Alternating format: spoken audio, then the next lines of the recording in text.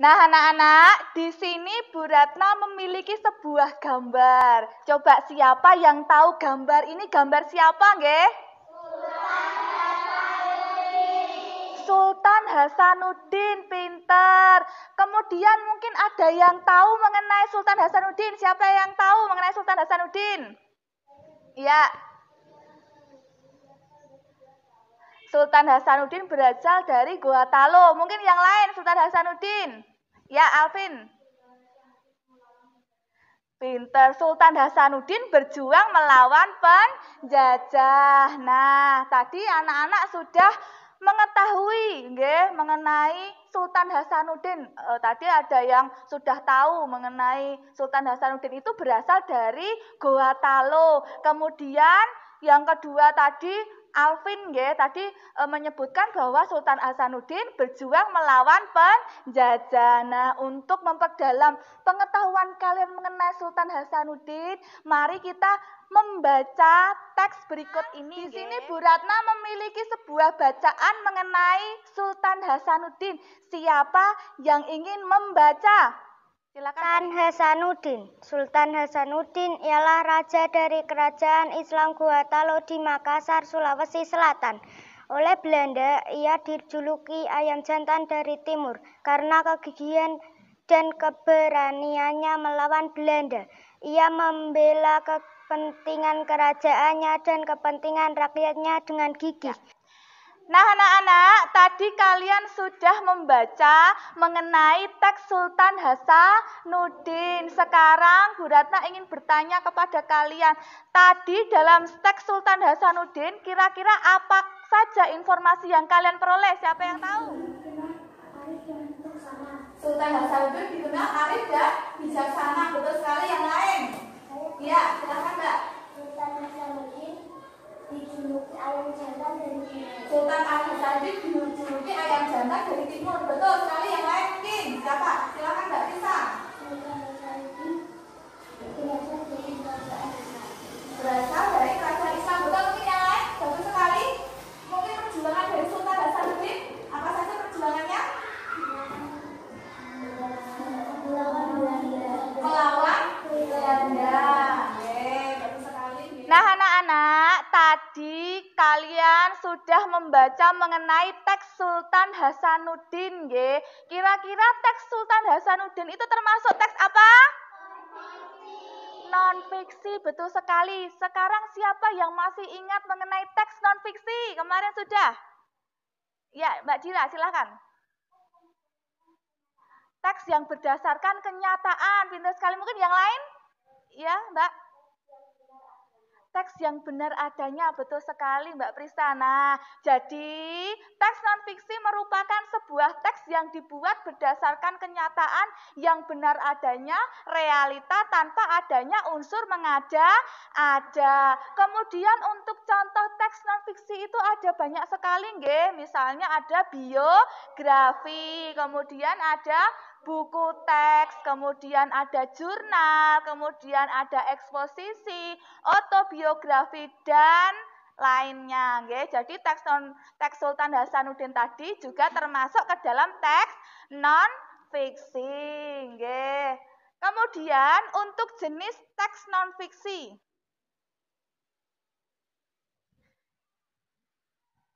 Nah, untuk jenis teks non-fiksi itu ada non-fiksi murni dan juga non-fiksi kreatif. Non-fiksi murni merupakan teks yang berisi pengembangan yang berdasarkan data otentik. Kemudian untuk teks non-fiksi kreatif merupakan sebuah data yang berkembang berdasarkan imajinasi penulis. Nah, anak-anak, di sini nanti anak-anak membuat tabel KW. Ya, tabel KW adalah apa yang kamu ketahui, kemudian apa yang ingin kamu ketahui mengenai teks Sultan Hasanuddin tadi. Jadi nanti ada dua kolom. Untuk kolom yang pertama itu adalah informasi yang tadi kalian sudah ketahui, sudah membaca. Yang tadi ada yang beberapa sudah membacakan, seperti itu nggih. Kemudian untuk kolom yang kedua, nah itu apa yang ingin kamu ketahui lebih lanjut mengenai Sultan Hasanuddin? Oh, tadi misalnya Mbak Prisa ingin mengetahui mengenai apa Mbak Prisa? Mengenai lahirnya Sultan Hasanuddin. Kemudian tadi siapa yang ingin mengetahui mengenai lebih lanjut mengenai Sultan Hasanuddin? Mungkin Mbak Kamila tadi mengenai apa? Ingin mengetahui mengenai kapan wafat Sultan Hasanuddin? Mungkin yang lain ingin mengetahui mengenai apa? Nggih, Mas. Kenapa Sultan Hasanuddin wafat? Betul sekali, nanti anak-anak silahkan mengumpulkan informasi dari internet.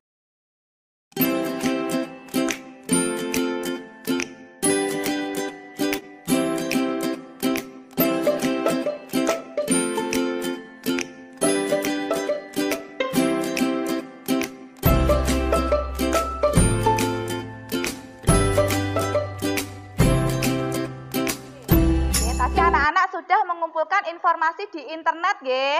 Apakah tadi sudah jelas? Sudah nggih, nanti silakan anak-anak mengisi tabel LKPD yang pertama, yaitu untuk membuat tabel KW. Seperti itu nggih.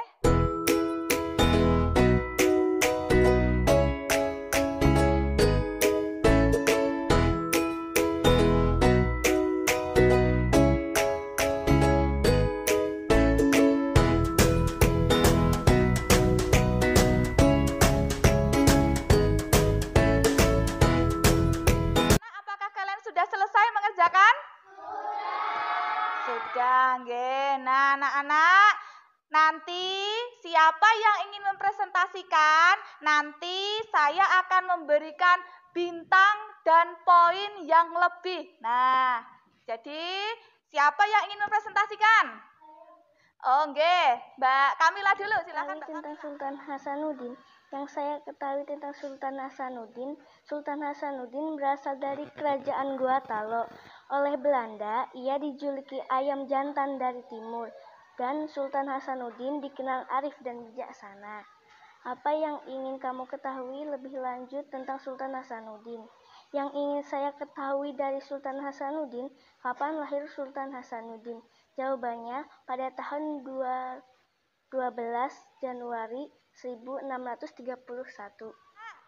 Tadi sudah ada yang mempresentasikan nggih. Tadi Mbak Kamila sudah mempresentasikan dengan bagus sekali mengenai informasi yang diperoleh tentang Sultan Hasanuddin nggih. Jadi tadi informasinya tadi Mbak Kamila sudah menyebutkan mengenai Sultan Hasanuddin tadi berasal dari kerajaan Goa Talo. Kemudian tadi juga Mbak Kamila sudah menyebutkan apa yang ingin dia ketahui mengenai Sultan Hasanuddin. Nggih, tadi Mbak Kamila sudah mencari di mana Mbak mengumpulkan informasi di Google, di internet tadi mengenai kapan lahirnya Sultan Hasanuddin. Tadi sudah betul sekali nggih apa yang disampaikan oleh Mbak Kamila. Jadi kalian sudah mempelajari dan membaca mengenai teks non-fiksi Sultan Hasanuddin. Nah, tadi juga sudah paham mengenai perjuangan dari Sultan Hasanuddin. Nah, selain Sultan Hasanuddin juga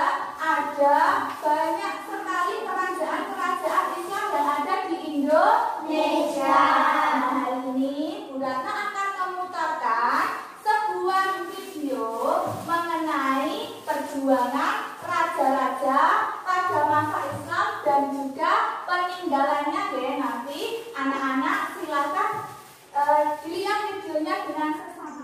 Sultan Malik Al-Sabeh, Islam bisa berkembang luas di wilayah Nusantara hingga ke negeri-negeri lainnya di kawasan Asia Tenggara. Peninggalan kerajaan ini antaranya adalah mata uang dirham, emas, dan kartu berus.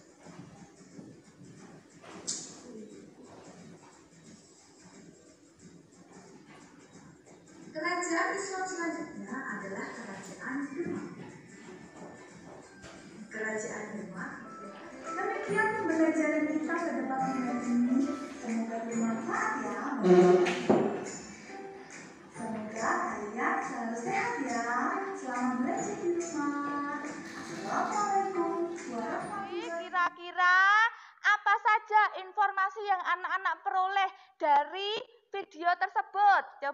tadi apa saja kerajaan yang ada di video tersebut? Siapa yang tahu? Kerajaan apa tadi? Betul sekali. Kemudian kerajaan Goa Talo, kemudian kerajaan Demak, kemudian apa lagi? Kerajaan tadi untuk yang benda-benda peninggalan sejarah dari kerajaan Aceh tadi apa saja? Masjid Baitur Rahman, betul sekali. Kemudian untuk yang kedua, untuk yang kerajaan Samudra Pasai tadi apa saja? Kemudian pinter, ada mata uang dirham, emas, dan juga kapur barus, betul sekali. Kemudian untuk yang ketiga tadi, kerajaan Demak tadi apa? Masjid Agung Demak. Pinter sekali. Jadi peninggalan sejarah dari kerajaan Demak tadi ada Masjid Agung Demak, betul sekali. Kemudian untuk raja dari kerajaan Demak tadi siapa? Raden Fatah.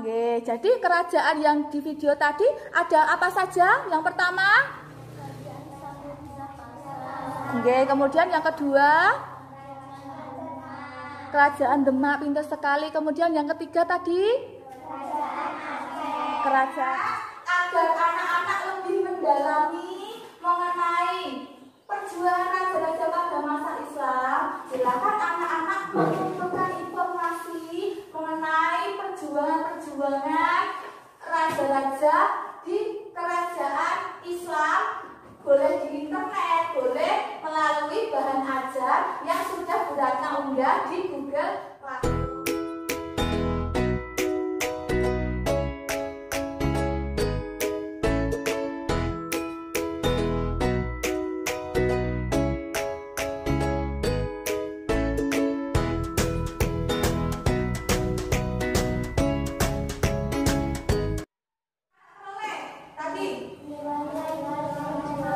Nilai-nilai perjuangan dari Sultan Hasanuddin. Apa saja nilai perjuangan dari Sultan Hasanuddin?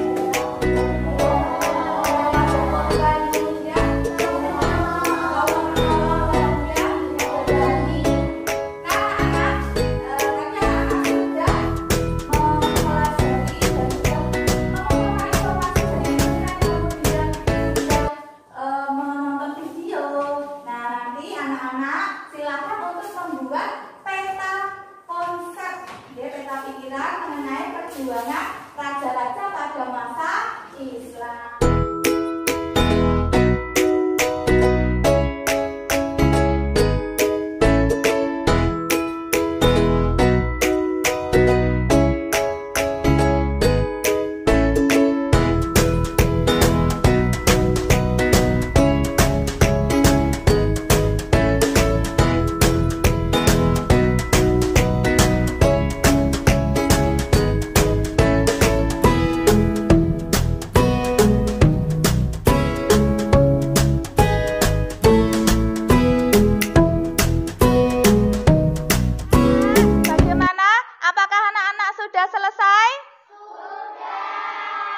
Bagus sekali, nggih. Nah, anak-anak, sekarang siapa yang ingin mempresentasikan? Siapa? Oh, pintar Mbak Hanifah, silahkan Mbak. Kerajaan Goa Talo, Raja Sultan Hasanuddin, perjuangan, kegigihan dan keberaniannya melawan Belanda.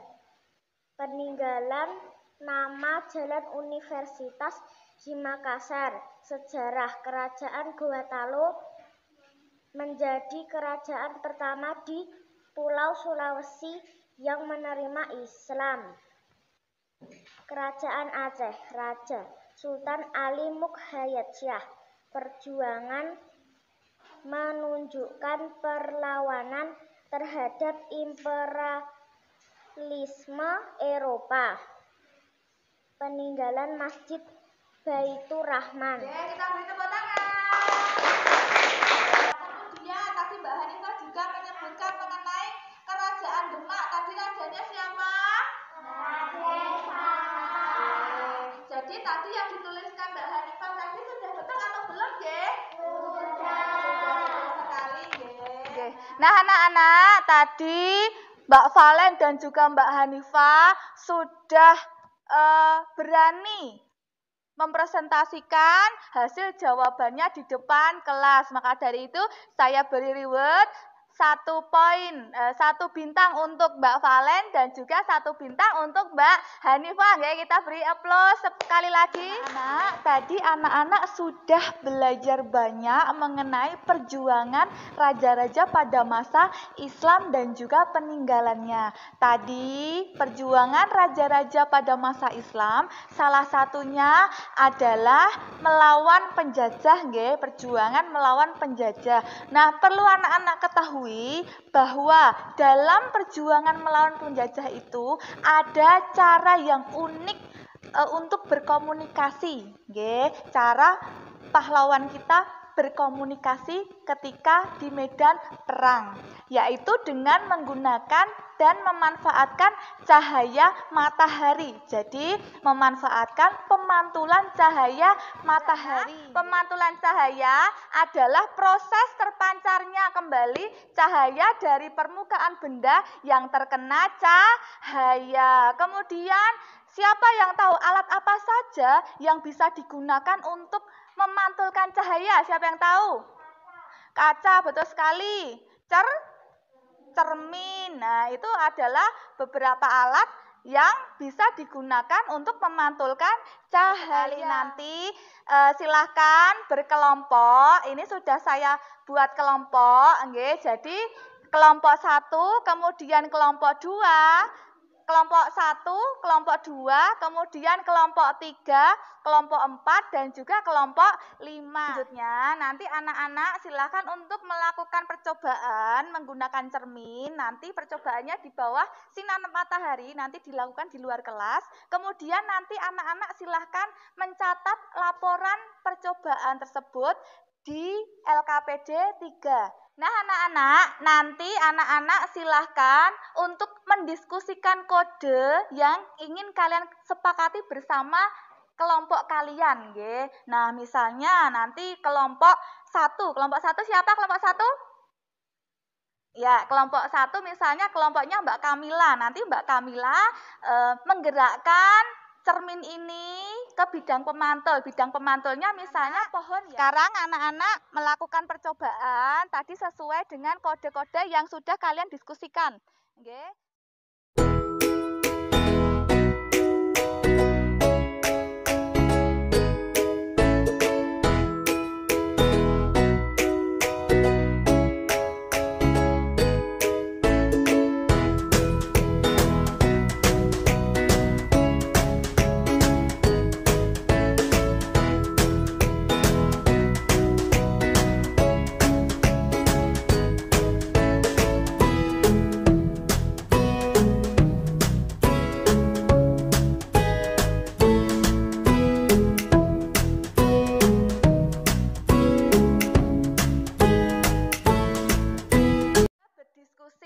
Mencatat laporan percobaan. Sekarang siapa yang ingin mempresentasikan di depan?